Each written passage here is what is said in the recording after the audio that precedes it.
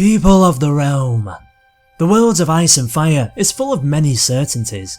Every lord has his keep, every family has its words, and every hound has its chicken, but doubts has been cast on so many things. People we were sure would live on and prosper have wickedly been snatched away from us and brutally murdered.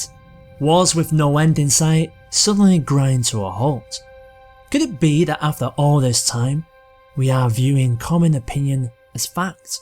Misconceptions are taken as truths. Think of yourself as a point of view character. What you see, what you hear, and what you feel are only 100% applicable to you. You'll perceive things as you will. Interpretations of coincidence can be taken as sign from the gods upon high, and yet you'll believe what you choose to believe. But what if you allow yourself to have a singular moment of clarity, where your strongest opinions simply melt away, allowing you to become open to all of the possibilities? And just for a brief second, I would like you to consider these words as fact. Brandon Stark, son of Eddard and Catelyn Stark, was pushed from a tower and never woke up. He lies motionless in his bed, with a mother who waits for him, a father who prays for him, and brothers and sisters who hope that he'll wake up soon. But time's dragged on and it has been months. The family must go on with their lives. The kingdom of Westeros continues to be at peace and all is quiet on the wall. There's no magic in this land, no glass candles or warlocks, and certainly no dragons. Not in the real world at least. But in the mind of an injured child, everything is possible. And for Bran, the world he's created is growing darker by the day as his damaged mind attempts to make sense of this new reality of his own creation. The Song of Ice and Fire, Planetos as we know it, with all its peoples, its wonders and monsters, is just one dying boy's dream. You all know how the dream starts. In the dream the boy wakes up and the peaceful world begins to crumble. Wars are declared, kings rise and kings fall.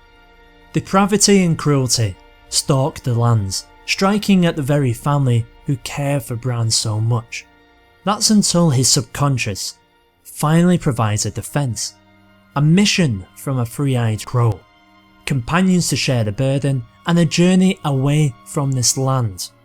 But as he reaches his destination, the corruption of death seeks to strip away his defence once again, to remove him from his friends and eventually bring him face to face with himself.